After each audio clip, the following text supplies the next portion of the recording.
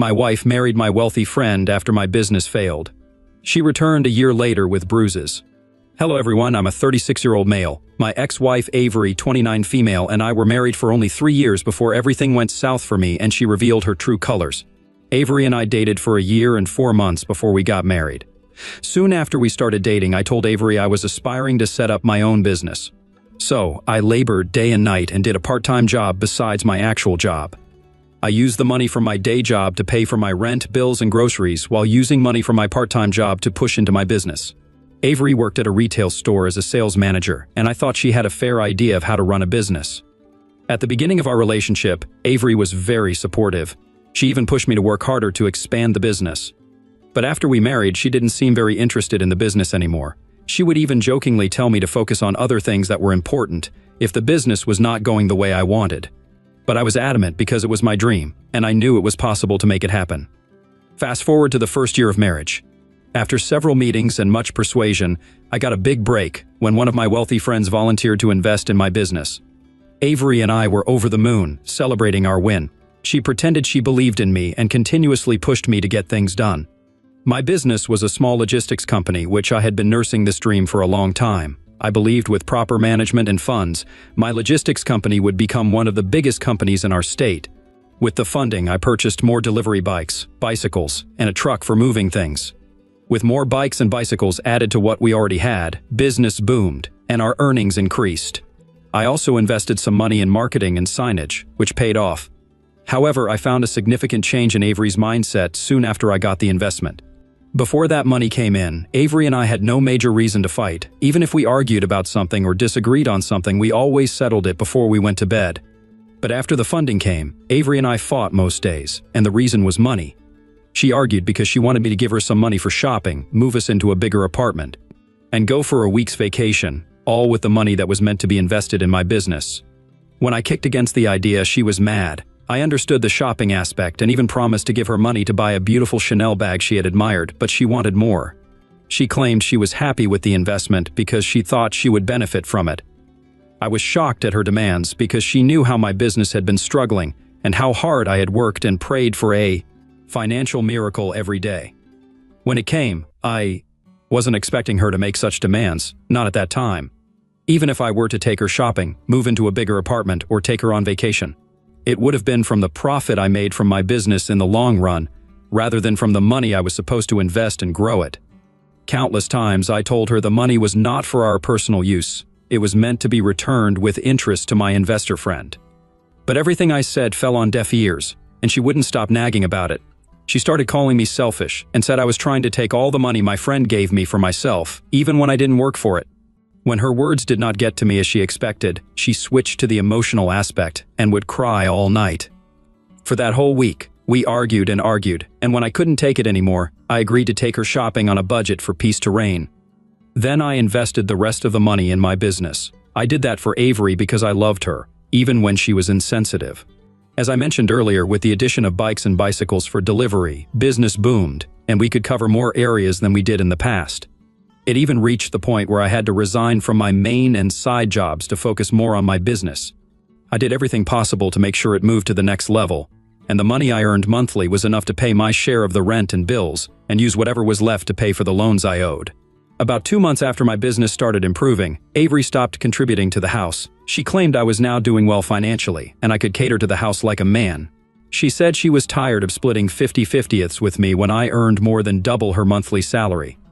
Initially, when she mentioned it, I thought it was a joke, but when she refused to contribute to rent or other bills that month, I realized she wasn't joking. I tried to explain to her that it was not wise for me to take up the whole financial burden of the house because it would pull me backward instead of moving forward, but she refused to listen. Besides, I had to return the investment money to my friend too, with a hefty interest. She told me she had friends whose husbands were not earning as much as I did, but they cared for their wives, kids, and family independently. So why couldn't I do the same thing? This question was a slap in my face, but I didn't let it get to me. At that point, I was tired of constantly arguing with Avery. It was almost like she changed as soon as the money came. And with my business barely flourishing like I would have wanted, I started paying all the bills at home. I single-handedly paid for rent, all the bills, bought groceries, and paid for gas every month. I'd be lying if I said doing all that did not affect my business, because it did. I hated the way Avery kept acting like the business was mine alone. My primary reason for opening a business was that I didn't want to be doing a 9-to-5 with overtime for the rest of my life, and I didn't want that for Avery. Everything I did was so we could have a good life and possibly give our children the kind of lives we never had. But the more Avery came up with her demands and expectations, the more I felt that she was not interested in my business in any way. I married her because I believed she had a flair for business, and we were on the same page. She used to tell me how she would love us to own multiple businesses together across the country and even around the world. But when the time came for us to grow the only business we had together, she changed into a totally different person. She stopped contributing to the house and preferred to use the money she earned to shop for clothes, shoes, wigs, and whatever she wanted while I took care of the bills.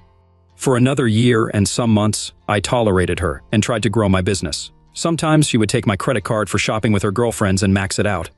So you can imagine what I was going through financially. It was more of a 1 step forward and 3 steps backward for my business, and for a few months it continued like that. Unfortunately, I couldn't continue because I had to pay back the money with interest, and I ran into serious debt issues and had to fold up for a while. It became so bad that I had to sell all my bikes, my personal car, and family jewelry heirlooms to settle the debt. And at the end of it, I was left with nothing, not even a penny saved.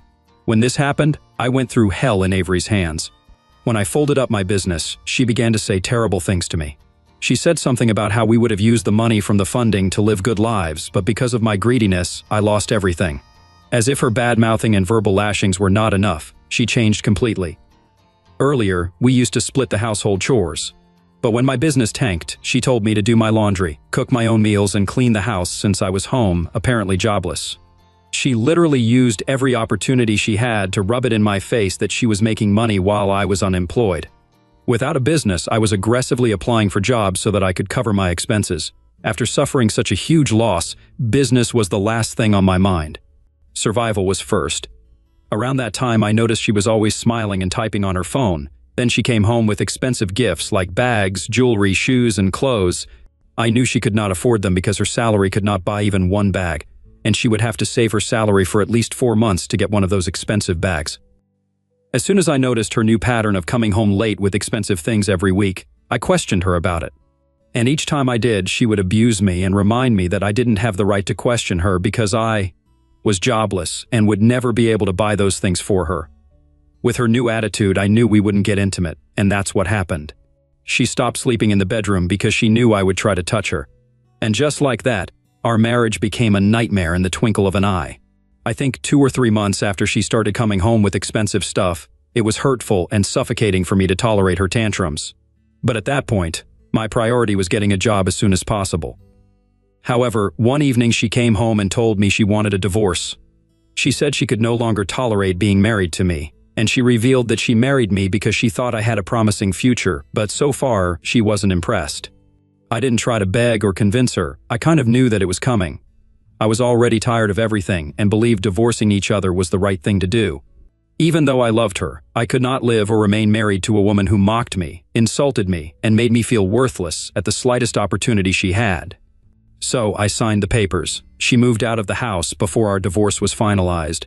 Shortly after we divorced, I was at home thinking about my life when she sent a message on Facebook.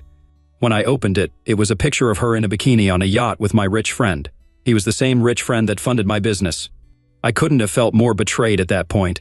Everything made sense. Expensive gifts, perfumes, her returning home late, the new attitude, and finally wanting a divorce.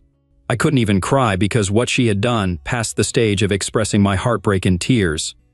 I even felt bad for her because my rich friend had a track record of using women, and he was divorced 4 times. In response to the picture she sent to mock me, I typed, "Enjoy it while it still lasts," and then blocked her. Moving on was difficult, especially with no job and no one to support me financially and emotionally. It was so rough, and there were days I thought of ending things because I was mentally in a very dark place.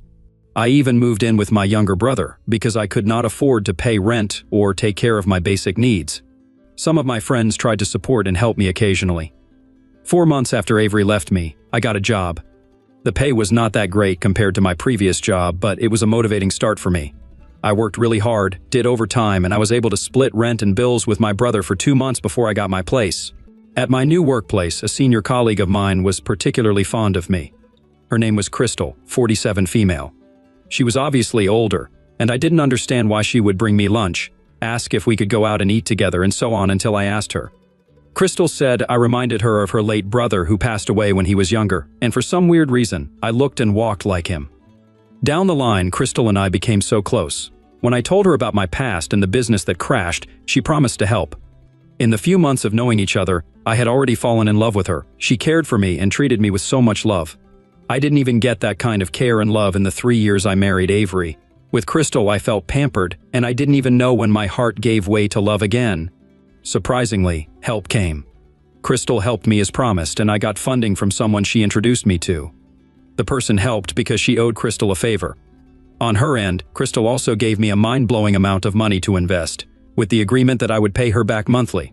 She also shared ideas to push my business forward, expand, and offer something my competitors didn't. I know it all sounds too good to be true, and that's exactly how I felt. In the space of 9 months after Avery left me, in fact, if anyone had told me I would bounce back so fast, I would not have believed it.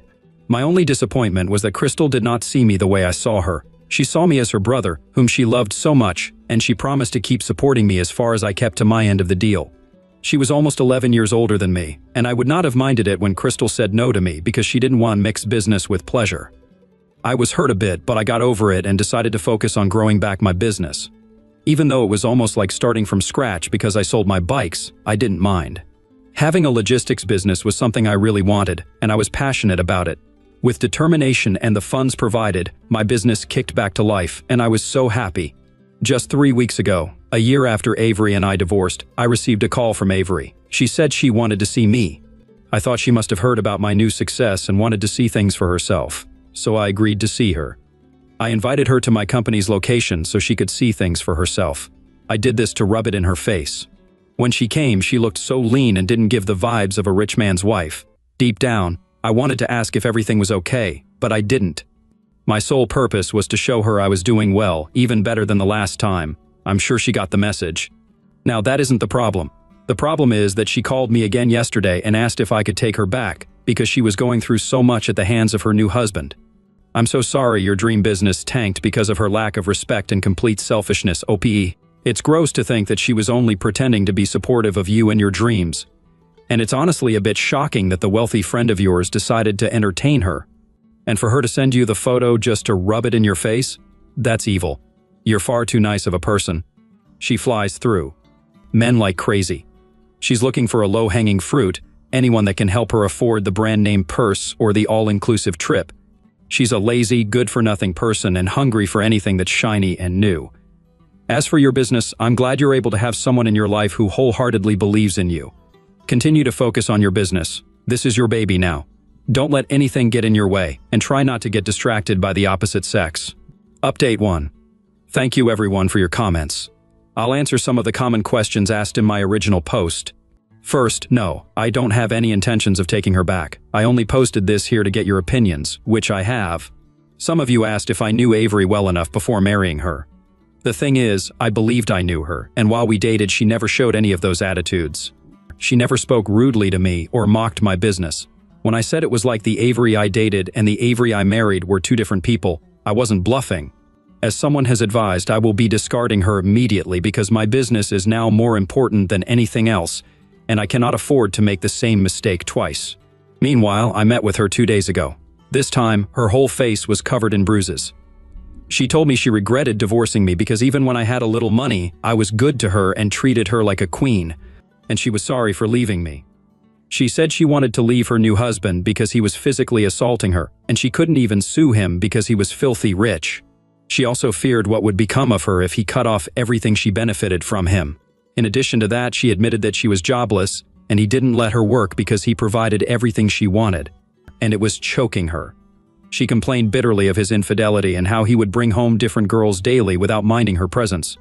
From everything she said, I don't know how much of it was all true. All I can confirm is what I had seen on her body. I was sure she was physically, mentally, and emotionally in a bad place. On top of that, she looked sleep-deprived, and in our 1 year plus of dating and 3 years of marriage, I had never seen her look that terrible. As she talked, I couldn't help but notice how impeccable her timing was. It was evident that her abuse did not just start when my business came back to life. She must have been abused from her first month of being married to him, yet she never called or complained about it until the news of my business reached her. So, I decided to play with her as someone here had advised. I gave her all the reasons I could not take her back, and watched her beg and plead with me. She said she was deceived by what she saw and believed it was better to be a rich man's wife, even if he didn't love her, than to be a poor man's wife with all the love. But now, she had learned her lesson. When she had begged and begged, I told her to give me time to think about it. Hearing that gave her a ray of hope. I can't wait to kill her hope and make her go through the same pain I did. I'll make another update as soon as I take my revenge. Although it's sad to hear that she is in that state, you absolutely cannot go back to her. No one deserves to be physically abused. Unfortunately, in this case, she missed out on someone who would have truly cared for her. She just couldn't see past her own greed. Update 2. Hi everyone. Trust me, this is not ending as a love story because the story is already over. Believe me, I still cannot get over her betrayal, and no matter how hard I tried, I could not get the image of her face when she humiliated and abused me during my tough phase. It's pretty shameful that she tried to return to me after treating me like I'm worthless. Anyways, it's been a month now. I cannot begin to list everything she had done for me so that I could take her back. She even went as far as sharing her nudes at my request. And we had been consistently chatting from the day I told her I would think about it. It was almost like she delivered herself to me on a silver platter. All I needed was 1 month. She made it so easy.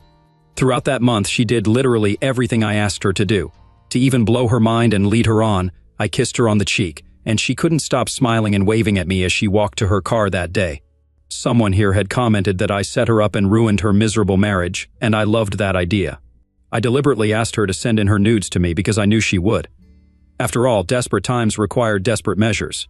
So, after I had enough of her explicit photos, I gathered chats between us as we discussed how she would divorce her husband and all the horrible things she had said about him. I unblocked my friend and sent him all those pictures and screenshots of our conversations. Then I left a message saying, "Helping you dodge a bullet, bro." I waited for him to see the message, and as soon as he did, I got a call from Avery.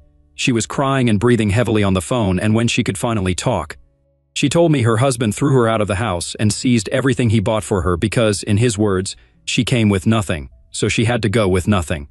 After crying and deposing herself, she said she was coming to my place to be officially together like we had planned. I used that opportunity to tell her I was the one who sent everything to her husband, and that we could never be together because she didn't deserve any love. When she heard that, she cried more and begged me not to do that to her. I already did. I warned her not to show up at my place or company, or I would have her arrested. After that, I blocked her contact. I can only imagine the heartbreak she's going through right now. Very bold of her to think she could eat her cake and have it. I can't appreciate you all enough. Thank you so much for your advice and suggestions. I would not have paid her back so satisfyingly if you all didn't help me, thank you. But your friend is the one beating her. How is he the one dodging the bullet? I'm not sure you're right to say that here, OP. No one deserves to be treated that way, even though she did leave you. I'm not sure playing games with her like that makes you any better. At this point, it's best just to let sleeping dogs lie, OP. Move on and move up. What do you think? Should OP have done that? What do you make of OP's ex's situation? Share your thoughts in the comments below. Thank you for joining us today. Be sure to like and subscribe and hit that notification bell so you don't miss out on our next video. See you soon.